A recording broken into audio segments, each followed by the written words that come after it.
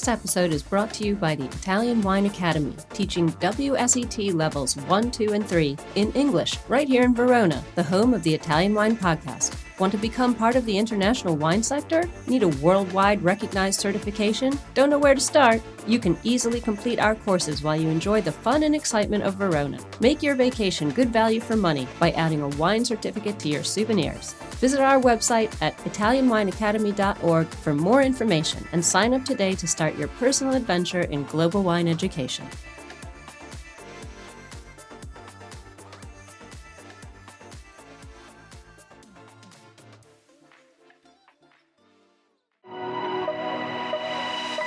Welcome to Jumbo Shrimp Wine Study Maps. We have specially created this free content for all our listeners who are studying for wine exams. This has been a journey of development since Stevie Kim discovered Rosie Baker's hand-drawn maps on Instagram through 2 years of work by our in-house editorial and graphics team, and now the maps are available to purchase in beta form while they undergo the final proofing and editing by our expert advisory board. It's a 3-layered project because we know everyone learns differently. We now offer the complete box set of 39 maps, this series of podcasts with the maps narrated by our crack team of wine educators, and finally, the study guide book, which will be published later this year. Our map project is in no way a substitute for the material set out by other educational organizations, but we hope all the wine students out there will find our map project a new, exciting, and useful tool for learning. For more information and to buy the maps, please visit our website at mamajumboshrimp.com.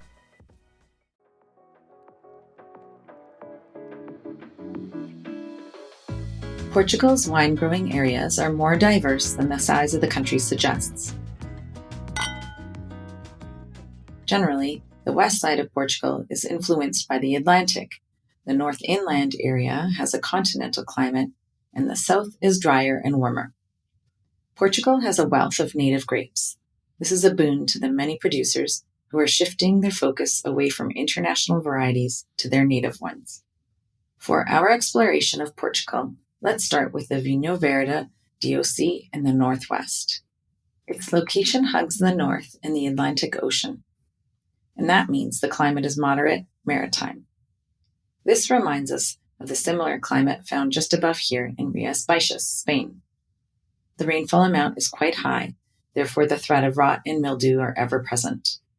Traditional training methods used pergolas to train their vines to mitigate the presence of moisture, but modern practices focus on using vertical shoot positioning, that is VSP, systems instead. The idea is still to get the canopy high up off the ground to allow extra air circulation, but canes in this system are trained vertically into wires rather than horizontally in pergola systems. Leaf thinning is a common strategy to also help create even more airflow in the vines. The most widely grown grapes in Vinho Verde are Libero, especially near the coast, and Arinto as well. Wines labeled as Vinho Verde Alvarinho are made with Alvarinho grapes. Traditionally, this grape was grown in the northern area of Vinho Verde, just under the border with Spain. There we have a subregion called Monção e Melgaço that makes Alvarinho wines with more body and alcohol than typical Vinho Verde. Vinho Verde is typically made using stainless steel and is bottled soon after fermentation. Traditionally, wines had a slight spritz to them. Nowadays, carbon dioxide can also be added to give the wines the same effect. But fair warning to those who expect the spritz texture with each bottle, since wines are not always made in this style. It is also worth noting that some bottlings will have a small amount of residual sugar. The well-known Douro region is famous for its fortified port wine production under the Porto DOC. However, unfortified wines have always been made there. Producers are now able to bottle unfortified wines using the Douro DOC, a DOC that was only established in 1982. The overall climate in the Douro region is warm continental, with it being slightly cooler and wetter in the areas closer toward the Atlantic, that is, in the west. So it makes sense that the areas on the east side of the Douro Valley are hot and quite dry. Again, we can remember that the climate in the eastern Douro is contiguous with the climate just over the border into Spain. This warm and dry environment can be stressful for vines, but the schist soils work in tandem with the vines here. The texture of the soils allow those soils to split into vertical layers and therefore allow the vine roots to penetrate deep below the surface to access scarce water. The black grapes grown for dry wine production are the same as for port production. Touriga Nacional is a favorite of producers for its deep color, high tannins, and black fruit profile. Touriga Franca, Cinta Rodis, also known as Tempranillo, Cinta Barroca, and Cinta Cao, round out the most common grapes of the Douro. Wines are full-bodied, tannic, have deep color intensity, and are sometimes with flavors derived from oak maturation. White wines made in Douro DOC can be made in fresh styles intended to be drunk young, but are also made in more concentrated styles with oak fermentation and maturation. This more intense style would have more complexity due to the extra flavors present from the lower fruit yields and layers of flavors from oak and oxidation.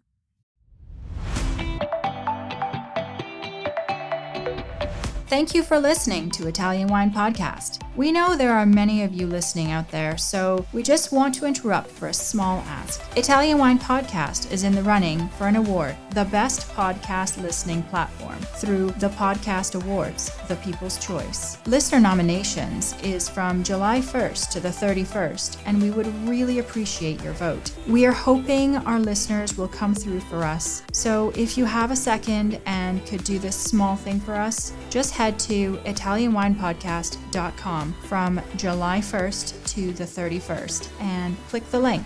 We thank you, and back to the show. Further south of the Douro and Vinho Verde is Dow, an inland DOC that focuses on red wine production. This area has mountains on both sides. Mountains on the west of Dow effectively block the cool influences from the Atlantic, and the mountains on the east side of Dow block the much drier and warmer weather from further inland. So the climate here is warm Mediterranean, and as such, it experiences significant rainfall in the autumn and winter. Important black grapes here are Touriga Nacional, Cinta Rodis, otherwise known as Tempranillo, Jaén, which goes by Mencía in Spain, and Alfroxeiro, which has red and black fruit aromas. Wines were often made in styles showcasing extended maceration and oak, but producers are now looking to display wines with finesse, fresher fruit flavors, and acidity. A smaller amount of white wine is made here from the grape Incruzato. Whites are often vinified in stainless steel to highlight its fruit character, but more intense barrel-aged examples are also made. Just west of Dow is Baixada, DOC. This region is closer to the Atlantic, therefore has a maritime climate. Plentiful rain falls here, but it can be a problem in the spring if vines are flowering and rain interferes with pollination. Without adequate weather conditions during pollination, there's a potential for a reduced crop for that year. Rain also tends to fall in autumn, which could also potentially disrupt the harvest. As such, Baiga is the dominant grape here. It is late ripening, so could run into issues with autumn rains. Baiga is characterized by high acidity, high tannins, medium body, and high-toned fruits such as cranberry, but also cherry.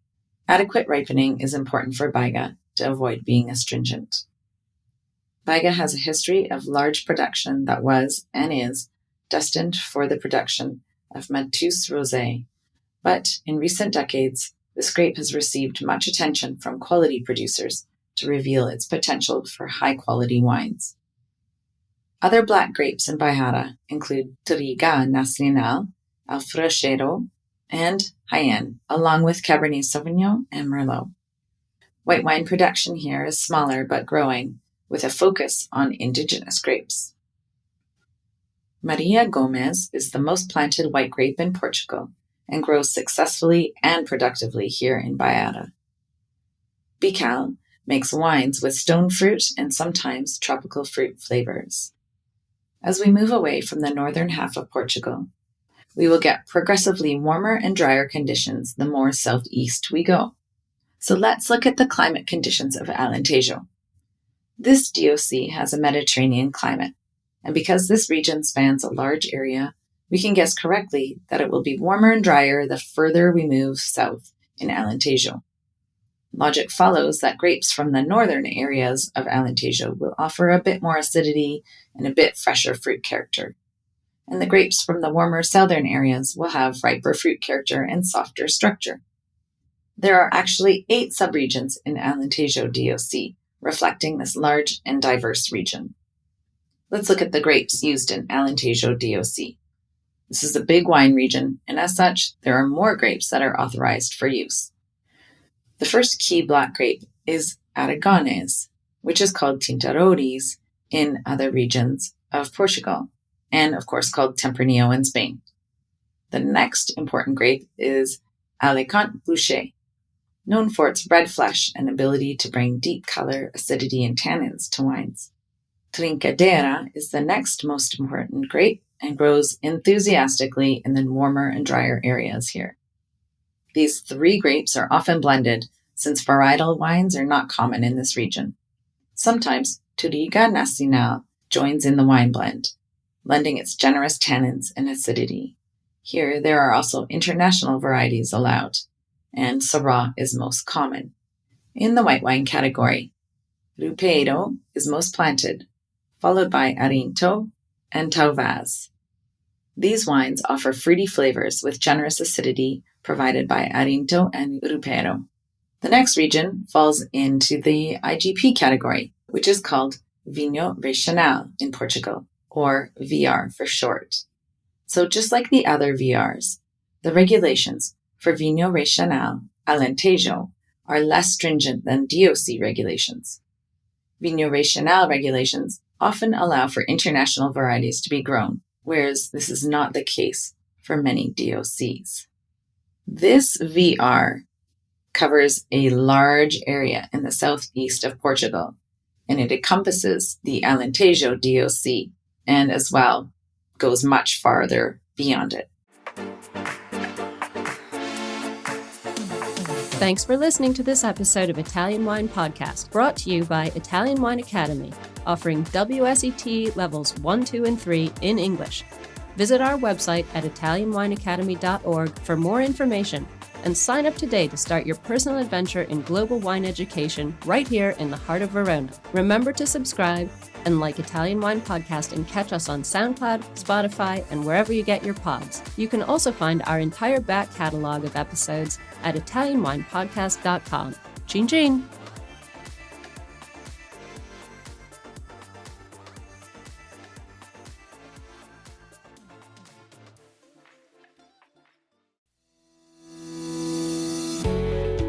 Guys, I'm Joy Livingston, and I am the producer of the Italian Wine Podcast. Thank you for listening. We are the only wine podcast that has been doing a daily show since the pandemic began. This is a labor of love, and we are committed to bringing you free content every day. Of course, this takes time and effort, not to mention the cost of equipment, production, and editing. We would be grateful for your donations, suggestions, requests, and ideas. For more information on how to get in touch, go to italianwinepodcast.com.